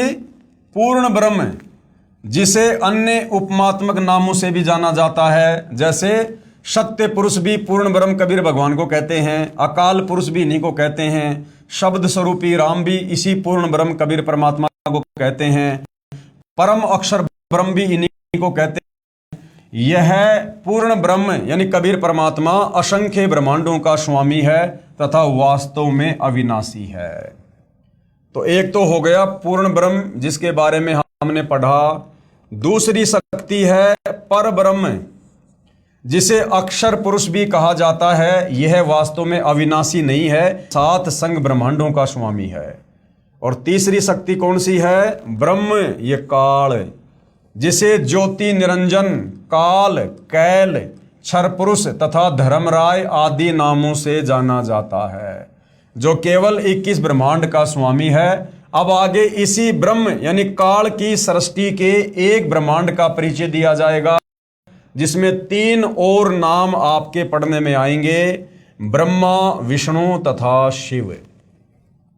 अब कबीर परमात्मा ने इसको श्राप दे दिया कि भैया आज से तेरा नाम काल होगा और तेरे जन्म और मृत्यु होंगे और तू प्रतिदिन 1 लाख मानव शरीरधारी आत्माओं को खाया करेगा और 1.25 लाख तेरे भोजन के लिए ये दुर्गा उत्पन्न किया करेगी। और उसको श्राप दे दिया कि अब तू सतलोक से निष्कासित हो जा। उसी समय उसके 21 ब्रह्मांड सतलोक से अलग होकर और चल पड़े एक विमान की तरह, और सतलोक से 48 शंख किलोमीटर, नील पद्म शंख 48 जो है शंख किलोमीटर यानी 16 शंख कोस की दूरी पर आकर रुक गए। एक कोस में 3 किलोमीटर होते हैं, 16 शंख कोस की दूरी है इस 21 ब्रह्मांड और सतलोक की। तो 48 शंख किलोमीटर दूर आकर काल के 21 ब्रह्मांड रुक गए, ठहर गए, एक जगह स्थापित हो गए। अब 21 ब्रह्मांड में हम केवल एक ब्रह्मांड के विषय में जानकारी प्राप्त करेंगे। इस काल के 21 ब्रह्मांड में हम केवल एक ब्रह्मांड के विषय में अब आगे जानकारी प्राप्त करेंगे। और इस एक ब्रह्मांड में हमारे को 3 नए भगवानों का नाम और सुनने को मिलेगा, ब्रह्मा, विष्णु, शिव। ये ब्रह्मा, विष्णु, शिव इस काल, इस ज्योति निरंजन के पुत्र हैं जो इसने दुर्गा से उत्पन्न किए। तो अब हम एक ब्रह्मांड की सृष्टि के विषय में जानकारी प्राप्त करेंगे। ब्रह्म तथा ब्रह्मा में भेद। अब आगे सृष्टि रचना को समझने के लिए हमने इस ब्रह्म तथा इस ब्रह्मा में क्या अंतर है यह समझना पड़ेगा। यह ब्रह्म तो है 21 ब्रह्मांड का स्वामी जिसको काल कहते हैं, और ब्रह्मा है इसका बेटा, यानी ब्रह्मा, विष्णु, महेश इस ब्रह्म के 3 पुत्र हैं। तो ये जो ब्रह्मा है ये इस ब्रह्म का, इस काल का सबसे बड़ा बेटा है। एक ब्रह्मांड में बने सर्वोपरि स्थान पर ब्रह्म यानी ये क्षर पुरुष रहता है। तो भाइयों और बहनों, ये एक ब्रह्मांड का लघु चित्र बनाकर पूज्य गुरुदेव भगवान ने हमें समझाया है कि काल किस प्रकार से एक ब्रह्मांड की सृष्टि को चलाता है। काल को कुल 21 ब्रह्मांड दिए परमात्मा ने। अब ये काल एक ब्रह्मांड से सृष्टि की शुरुआत करता है। ये एक ब्रह्मांड का लघु चित्र है जो पूज्य गुरुदेव भगवान ने यहां पर बनाया हुआ है। इस एक ब्रह्मांड में ये काल क्या करता है? एक ब्रह्मांड में सबसे ऊपर के लोक में ये स्वयं रहता है और ये उस ब्रह्मांड में अपनी पत्नी दुर्गा को साथ में रखता है। और इसने सबसे ऊपर 3 लोकों की रचना कर रखी है। ये 3 लोक इसने बना रखे हैं। एक है ये रजोगुण क्षेत्र, दूसरा है ये तमोगुण क्षेत्र और तीसरा है शतोगुण क्षेत्र। अब ये काल क्या करता है भाइयों और बहनों, रजोगुण क्षेत्र जो इसने बना रखा है, यहां पर ये काल महाब्रह्मा रूप में रहता है और अपनी पत्नी दुर्गा को महासावित्री रूप में रखता है।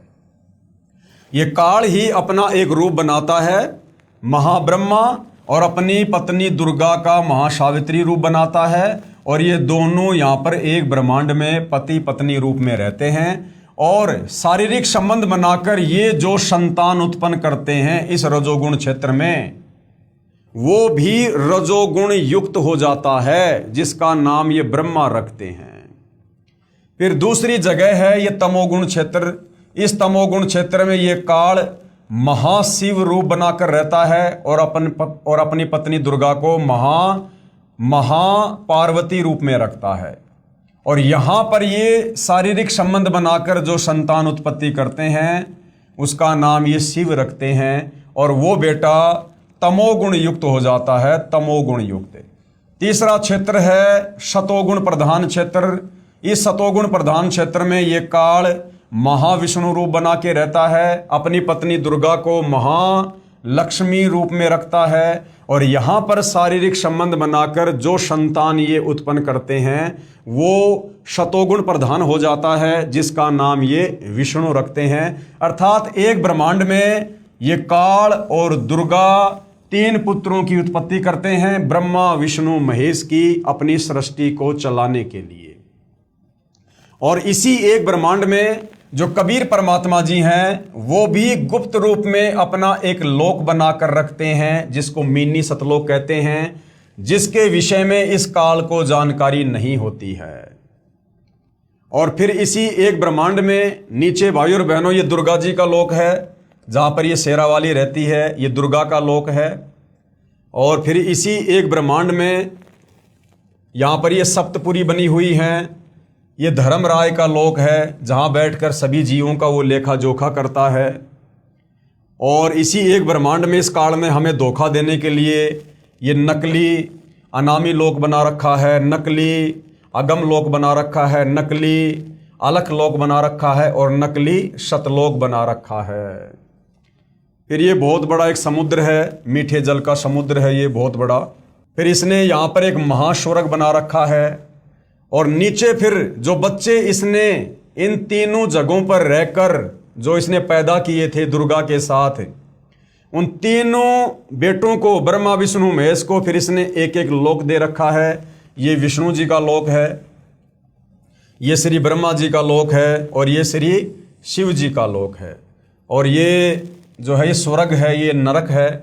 यहाँ पर ये देवताओं के राजा श्री इंद्र जी का लोक है। इस प्रकार यहाँ पर ये सूर्य है, ये पृथ्वी है, ये चंद्रमा है, और नीचे फिर ये और लोक हैं एक ब्रह्मांड में, ये वितल, महातल, अतल, सूतल, रसातल, पाताल लोक और ये तलातल, ये 7 लोक और हैं नीचे। तो एक ब्रह्मांड की ये रचना है जो इस काल बली ने की हुई है अपनी इस सृष्टि को चलाने के लिए। अब हम आगे बढ़ते हैं भाइयों और बहनों। तो हमने कहाँ से चैप्टर शुरू किया था? ब्रह्म तथा ब्रह्मा में भेद, यानी ये ब्रह्म काल है और ब्रह्मा इसका बेटा है। एक ब्रह्मांड में बने सर्वोपरि स्थान पर ये काल ब्रह्म क्षर पुरुष स्वयं रहता है। एक ब्रह्मांड में बने सर्वोपरि स्थान पर ये काल पुरुष स्वयं 3 गुप्त स्थानों की रचना करके ब्रह्मा विष्णु तथा शिव रूप में रहता है, तथा अपनी पत्नी दुर्गा के सहयोग से 3 पुत्रों की उत्पत्ति करता है। उनके नाम भी ब्रह्मा विष्णु तथा शिव ही रखता है। जो ब्रह्म का पुत्र ब्रह्मा है वह एक ब्रह्मांड में केवल 3 लोकों में, यानी एक ब्रह्मांड में जो 3 लोक हैं, पृथ्वी लोक, स्वर्गलोक, पाताल लोक, उनमें केवल एक रजोगुण विभाग का मंत्री यानी स्वामी है। इसे त्रिलोकीय ब्रह्मा भी कहा जाता है। तथा ब्रह्म जो ब्रह्मलोक में ब्रह्मा रूप में रहता है, महाब्रह्मा रूप में रहता है, उसे महाब्रह्मा व ब्रह्मलोकीय ब्रह्म कहा जाता है। इसी ब्रह्म यानी काल को सदाशिव भी कहते हैं, महाशिव भी कहते हैं, महाविष्णु भी कहते हैं। श्री विष्णु पुराण में इसका प्रमाण है। चतुर्थ अंश अध्याय 1 पेज नंबर 230 से 231 पर श्री ब्रह्मा जी ने कहा, जिस अजन्मा सर्वमय विधाता परमेश्वर का आदि मध्य अंत स्वरूप स्वभाव और सार हम नहीं जान पाते। श्लोक नंबर 83 में लिखा हुआ है। जो मेरा रूप धारण करके संसार की रचना करता है, स्थिति के समय जो पुरुष रूप है तथा जो रुद्र रूप से विश्व का ग्रास कर जाता है, अनंत रूप से संपूर्ण जगत को धारण करता है। श्लोक नंबर 86। ये प्रमाण आपको हिंदू धर्म ग्रंथों में देखने को मिलेगा। अब आगे का जो चैप्टर है भाई और बहनों, वो क्या है? श्री ब्रह्मा जी, श्री विष्णु जी व शिव जी की उत्पत्ति, यानी ये काल ब्रह्म अपनी पत्नी दुर्गा के सहयोग से किस प्रकार से श्री ब्रह्मा, श्री विष्णु और श्री शंकर जी की उत्पत्ति करता है। काल ब्रह्म ने प्रकृति यानी दुर्गा से कहा कि अब मेरा कौन क्या बिगाड़ेगा। यानी जैसे ही परमात्मा ने इसको सतलोक से बाहर निकाला, इसके 21 ब्रह्मांड 16 शंख कोश की दूरी पर आकर रुक गए। उसके बाद इस काल ने, इस ब्रह्म ने इस प्रकृति यानी दुर्गा से कहा कि अब यहां मेरा कौन क्या बिगाड़ेगा। यानी मेरे साथ में जो बुरा होना था वो तो हो चुका है, अब यहां मेरा कौन क्या बिगाड़ेगा। यहां का राजा मैं हूं, अब मैं तेरे साथ में मनमानी करूंगा, जबरदस्ती करूंगा। काल यानी ब्रह्म ने दुर्गा यानी प्रकृति से कहा कि अब मेरा कौन क्या बिगाड़ेगा, मनमानी करूंगा। प्रकृति ने फिर प्रार्थना की, यानी दुर्गा ने फिर भी उससे प्रार्थना की कि आप कुछ शर्म करो। प्रथम तो आप मेरे बड़े भाई हो, क्योंकि उसी पूर्ण परमात्मा कबीर देव की वचन शक्ति से आपकी यानी ब्रह्म की अंडे से उत्पत्ति हुई तथा बाद में मेरी उत्पत्ति उसी परमेश्वर के वचन से हुई है। दूसरा, मैं आपके पेट से बाहर निकली हूं, मैं आपकी बेटी हुई तथा आप मेरे पिता हुए। इन पवित्र नातों में बिगाड़ करना महापाप होगा। मेरे पास पिता की प्रदान की हुई शब्द शक्ति है। जितने प्राणी आप कहोगे मैं वचन से उत्पन्न कर दूंगी। ज्योति निरंजन ने यानी काल ने दुर्गा की एक भी प्रार्थना नहीं सुनी तथा कहा कि मुझे जो सजा मिलनी थी मिल गई, मुझे सतलोक से निष्कासित कर दिया है, अब मनमानी करूंगा। ये कहकर काल पुरुष यानी क्षर पुरुष ने प्रकृति के साथ जबरदस्ती शादी की तथा 3 पुत्रों की उत्पत्ति की। कौन है वो 3 पुत्र? रजगुण युक्त ब्रह्मा जी, सतगुण युक्त विष्णु जी तथा तमोगुण युक्त शिव शंकर जी की उत्पत्ति की। जवान होने तक तीनों पुत्रों को दुर्गा के द्वारा अचेत करवा देता है, यानी कोमा में रखवा देता है जब तक ये तीनों जवान नहीं होते हैं। फिर युवा होने पर श्री ब्रह्मा जी को कमल के फूल पर, श्री विष्णु जी को शेषनाग की सैया पर तथा श्री शिव जी को कैलाश पर्वत पर सचेत करके इकट्ठा कर देता है। तत्पश्चात प्रकृति यानी दुर्गा ने इन तीनों का विवाह कर दिया जाता है समुद्र मंथन के दौरान। काल ब्रह्म के आदेश से प्रकृति देवी ने तीनों एक ब्रह्मांड में 3 लोकों स्वर्गलोक, पृथ्वीलोक तथा पाताल लोक में एक एक विभाग के मंत्री यानी प्रभु नियुक्त कर देता है। यानी एक ब्रह्मांड में काल की सृष्टि चलती है और एक ब्रह्मांड में अपने तीनों बेटों को ब्रह्मा विष्णु महेश को एक एक विभाग दे देता है। 3 लोकों में पृथ्वीलोक, पाताल लोक, स्वर्गलोक ब्रह्मा विष्णु महेश को दे दिए जाते हैं और तीनों को इन तीनों लोकों में एक एक डिपार्टमेंट का अधिकारी बना दिया जाता है। रजोगुण का प्रधान ब्रह्मा जी को बना दिया जाता है, शतोगुण का प्रधान विष्णु जी को बना दिया जाता है और रजोगुण का प्रधान शंकर जी को बना दिया जाता है। यानी एक बेटे को तीनों लोक नहीं दिए, तीनों लोकों में एक एक विभाग अपने तीनों पुत्रों को दिए। जैसे श्री ब्रह्मा जी को रजोगुण विभाग का यानी ब्रह्मा जी अपने रजोगुण के प्रभाव से तीनों लोकों में पृथ्वी, पाताल, स्वर्ग में लोगों को संतान उत्पत्ति करने के लिए विषय वासनाओं से प्रेरित करेंगे। आज इस एक ब्रह्मांड में जितने भी जीव, चाहे गधा कुत्ता सूअर है, चाहे इंसान है, चाहे देवी देवता हैं, जिनके अंदर काम वासना जागृत होती है, बच्चे पैदा करने की जो उमंग होती है, ये श्री ब्रह्मा जी के रजोगुण के प्रभाव के कारण होती है। तो रजोगुण का जो डिपार्टमेंट है वो श्री ब्रह्मा जी को दे दिया। जैसे श्री ब्रह्मा जी को रजोगुण विभाग का तथा विष्णु जी को शतोगुण विभाग का, और आपस में तीनों लोकों में, चाहे देवता हो, चाहे इंसान हो, चाहे जानवर हो, अपने बेटा बेटी के लिए, अपनी कार कोठी संपत्ति के लिए जो आपस में मोह ममता है, वो विष्णु जी के शतोगुण के कारण होती है। विष्णु जी को शतोगुण विभाग का तथा श्री शंकर जी को तमोगुण विभाग का प्रभु बनाया, और आपस में लड़ाई झगड़े, मार पिटाई, राग द्वेष, ईर्ष्या, ये श्री शंकर जी के तमोगुण के प्रभाव के कारण जीवों में उत्पन्न होता है। तथा ये काल ब्रह्म स्वयं गुप्त महाब्रह्मा, महाविष्णु, महाशिव रूप से मुख्यमंत्री पद को संभालता है, और ये काल फिर गुप्त हो जाता है कि भैया अब मेरा आगे का सारा काम ये मेरे तीनों बेटे करेंगे।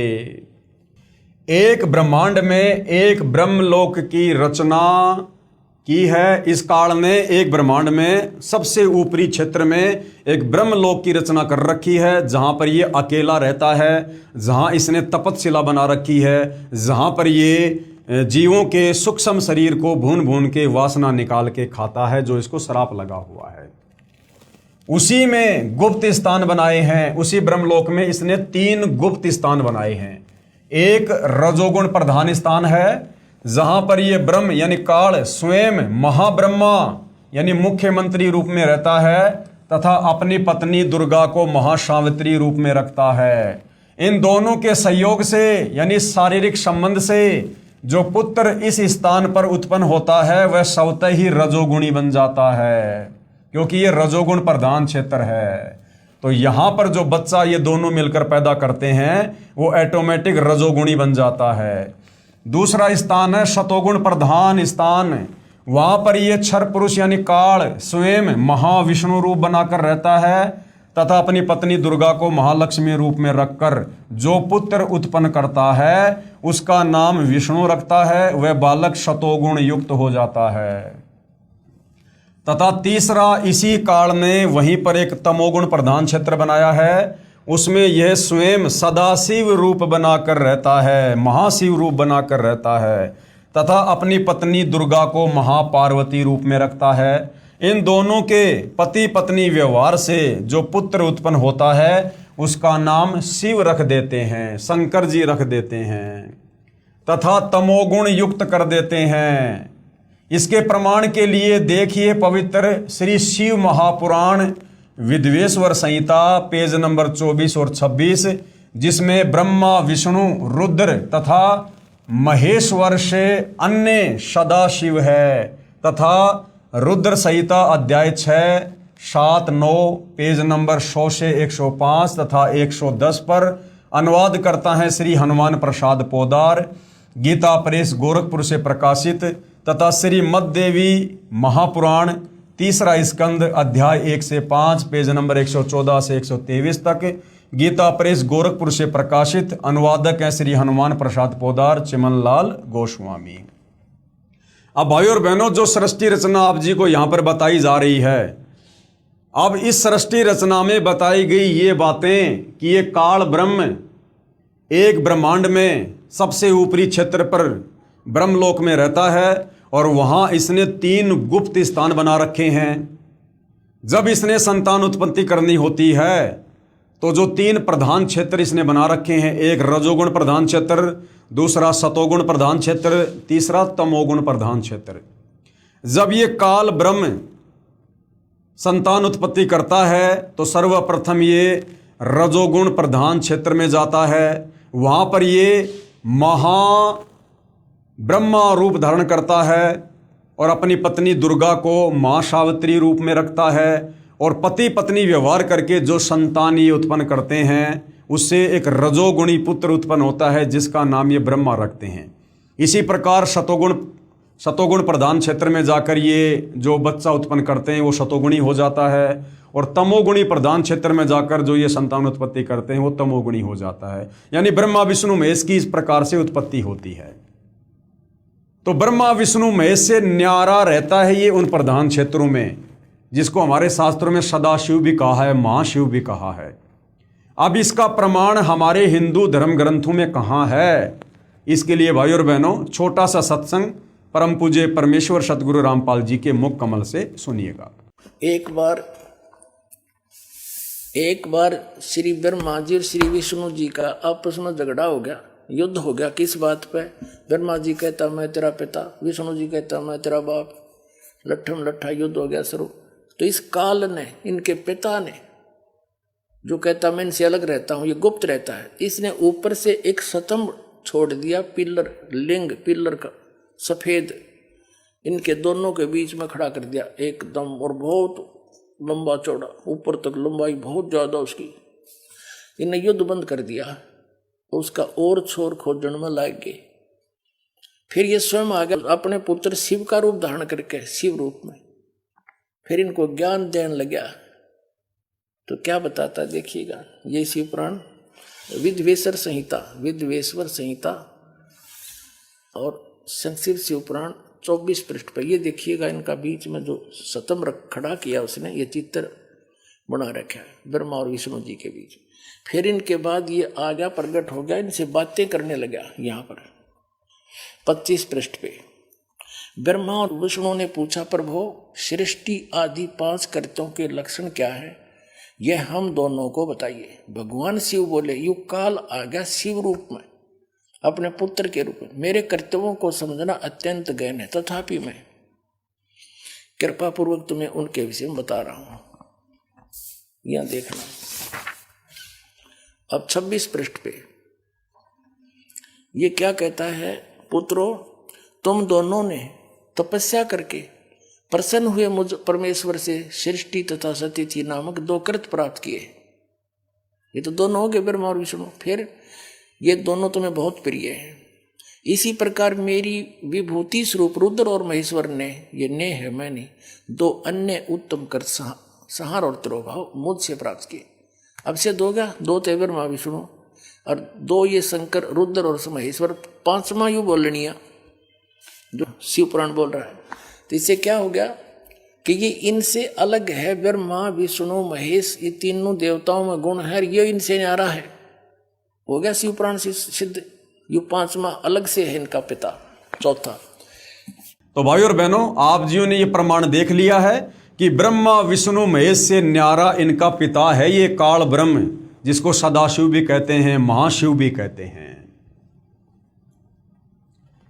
फिर इन्हीं को धोखे में रखकर, यानी अपने तीनों बेटों ब्रह्मा विष्णु महेश को धोखे में रखकर अपने खाने के लिए जीवों की उत्पत्ति श्री ब्रह्मा जी द्वारा तथा स्तति यानी मोह ममता, एक दूसरे को मोह ममता में रखकर काल जाल में रखना, ये श्री विष्णु जी के द्वारा करवाता है।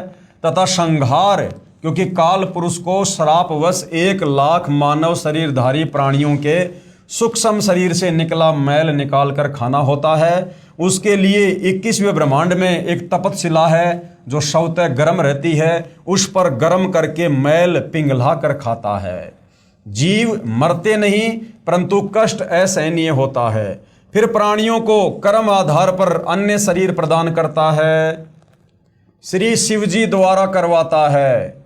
जैसे किसी मकान में 3 कमरे बने हों, एक कमरे में अश्लील फोटो लगे हों, उस कमरे में जाते ही मन में वैसे ही मलिन यानी गंदे विचार उत्पन्न हो जाते हैं। दूसरे कमरे में साधु संतों भक्तों के चित्र लगे हों तो मन में अच्छे विचार, प्रभु का चिंतन ही बना रहता है। और तीसरे कमरे में देश भक्तों व शहीदों के चित्र लगे हों तो मन में वैसे ही जोशीले विचार उत्पन्न हो जाते हैं। ठीक इसी प्रकार ये ब्रह्म, ये काल ने अपनी सूझबूझ से उपरोक्त तीनों गुण प्रधान स्थानों की रचना की हुई है। अब ये तीनों गुण क्या हैं भाई और बहनों? रजगुण क्या है, सतगुण क्या है और ये तम गुण क्या है? तीनों गुण क्या हैं? इसका प्रमाण हमारे धर्मशास्त्रों में कहां पर है कि भाई रजगुण ब्रह्मा है, सतगुण विष्णु है और तमोगुण शंकर है। ये तीनों देवता एक एक गुणों से युक्त हैं। इसका प्रमाण हमारे हिंदू धर्म शास्त्रों में कहाँ है, ताकि हमें इस सृष्टि रचना पर विश्वास हो, जो यथार्थ सृष्टि रचना कबीर परमात्मा जी ने आप और हमें बताई है।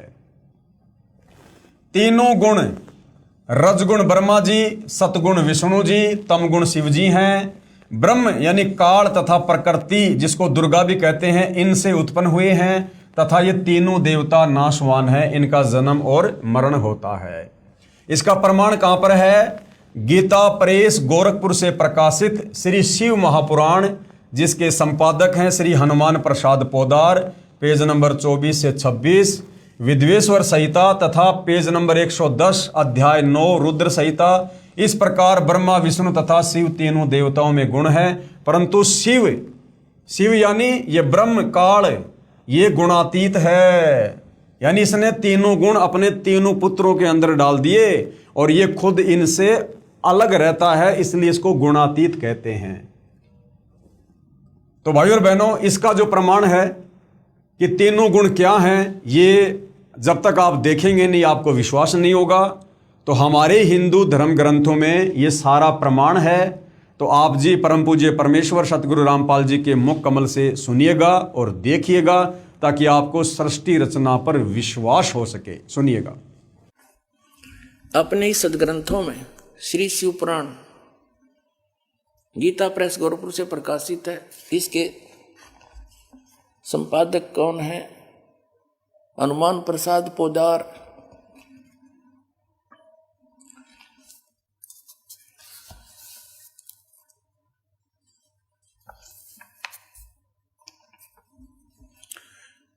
ये संक्षिप्त शिवपुराण रुद्र संहिता और संक्षिप्त शिवपुराण 110 पृष्ठ पर हम पढ़ रहे हैं। गीता प्रेस गोरखपुर से प्रकाशित मोटा टाइप। इस प्रकार ब्रह्मा विष्णु और रुद्र इन तीन देवताओं में गुण हैं, यानी रजगुण ब्रह्मा, सतगुण विष्णु, तमगुण शिव। परंतु शिव गुणातीत माने गए हैं। वो शिव कौन है, ये इनका पिता है। ये वास्तविक रूप में नहीं आता, किसी कभी ब्रह्मा के रूप में आ जाता, कहीं विष्णु के रूप में। शिव पुराण में ये शिव के रूप में आया, जिस कारण से इसकी महिमा अलग से बनाई। अब इस कंसेप्ट को और क्लियर करते हैं कि इनसे अलग है उनका पिता।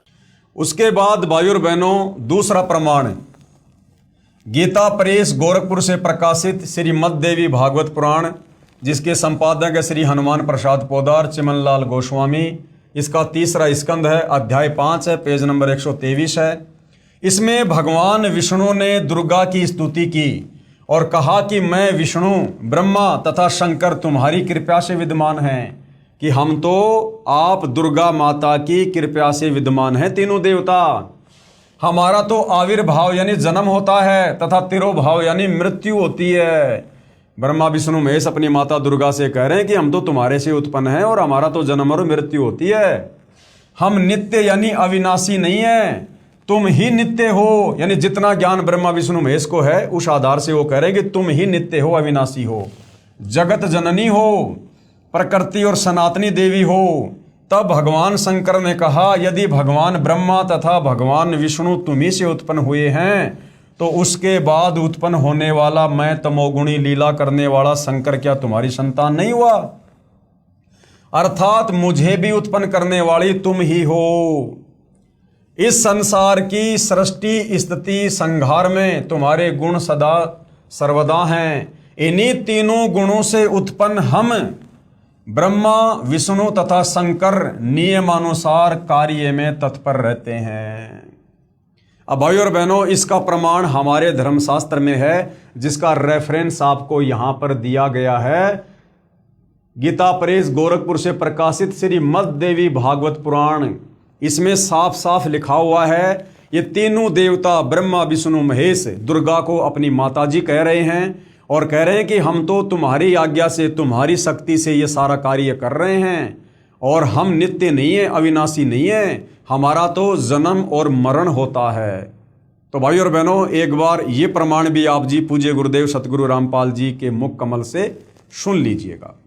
अब देखिएगा, श्रीमद देवी भागवत यानी देवी पुराण गीता प्रेस गोरखपुर से प्रकाशित है। ये संपादक है हनुमान प्रसाद पोदार, चिमनलाल गोस्वामी। ये कहाँ से छपे हैं? प्रकाशक एवं मुद्रक है गीता प्रेस गोरखपुर, गोविंद भवन कार्यालय कोलकाता का संस्थान, ये यहाँ से छपा है। 123 पृष्ठ पे ये तीसरा स्कंद। यहाँ पर भगवान विष्णु अपनी माता दुर्गा की महिमा स्तुति कर रहे हैं। तुम शुद्ध स्वरूपा हो, यह सारा संसार तुम्ही से उद्भासित हो रहा है। मैं ब्रह्मा और शंकर हम सभी तुम्हारी कृपा से विद्यमान हैं। हमारा आविर्भाव जन्म, आविर्भाव माने जन्म, तिरोभाव माने मृत्यु हुआ करता है। केवल तुम ही नित्य हो, जगत जननी हो, प्रकृति और सनातनी देवी हो। प्रकृति दुर्गा को कहते हैं, ये स्पष्ट लिखा है। भगवान शंकर बोले, देवी यदि महाभाग विष्णु तुम्ही से प्रकट हुए हैं, उनके बाद उत्पन्न होने वाले ब्रह्मा भी तुम्हारी बालक हुए, फिर तमोगुणी लीला करने वाला शंकर, क्या मैं तुम्हारी संतान नहीं हुआ? अर्थात मुझे भी उत्पन्न करने वाली तुम ही हो। शिवे, संपूर्ण संसार की सृष्टि करने में तुम बड़ी चतुर हो। इस संसार की सृष्टि, स्थिति और संहार में तुम्हारे गुण सदा समर्थ हैं। उन्हीं तीनों गुणों से उत्पन्न हम ब्रह्मा, विष्णु एवं शंकर नियमानुसार कार्य में तत्पर रहते हैं।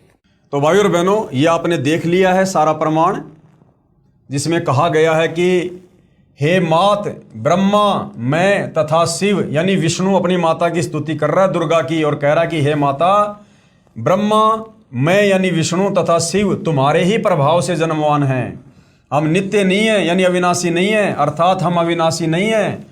फिर अन्य इंद्रादि दूसरे देवता किस प्रकार नित्य हो सकते हैं? कि माताजी, जब हम ब्रह्मा विष्णु महेश ही जन्म और मर रहे हैं, अविनाशी नहीं है, तो हमारे नीचे फिर ये 33 करोड़ देवी देवता, ये देवताओं का राजा इंद्र, फिर ये कैसे अविनाशी हो सकता है? तुम ही अविनाशी हो, प्रकृति तथा सनातनी देवी हो। पेज नंबर 11-12, अध्याय 5, श्लोक 8। यदि दया द्रमना न सदा अंबिके, कथा अहम विहित च तमोगुण कमल जय, रजोगुण संभव सुविहित किमु शतोगुण हरि। जो अभी आप जी ने पढ़ा गुरुदेव भगवान के मुख कमल से। भगवान शंकर बोले, हे माता, यदि हमारे ऊपर आप दया युक्त हो तो मुझे तमोगुण क्यों बना दिया?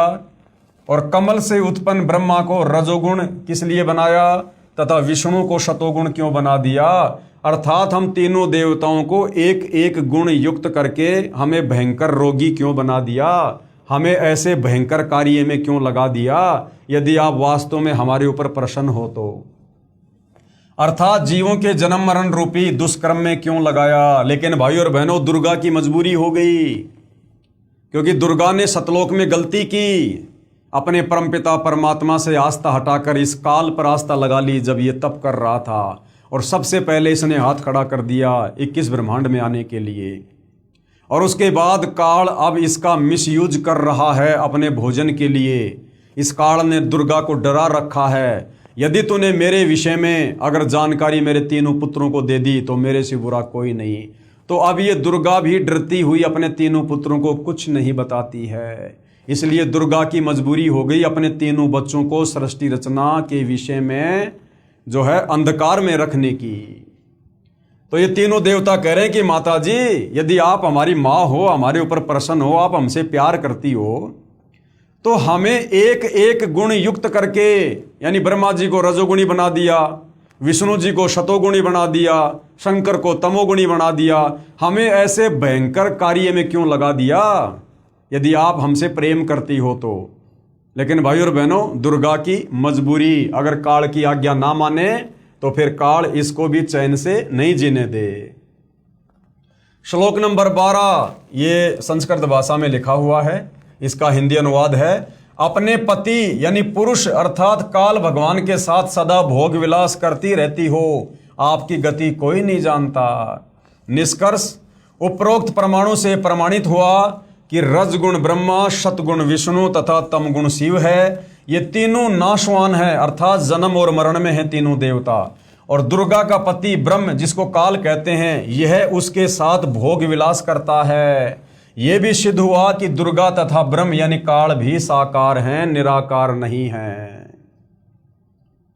अब भाइयों और बहनों, आगे का जो चैप्टर है उस चैप्टर में लिखा है कि ये जो ब्रह्म है, जो काल है, काल की अव्यक्त रहने की प्रतिज्ञा।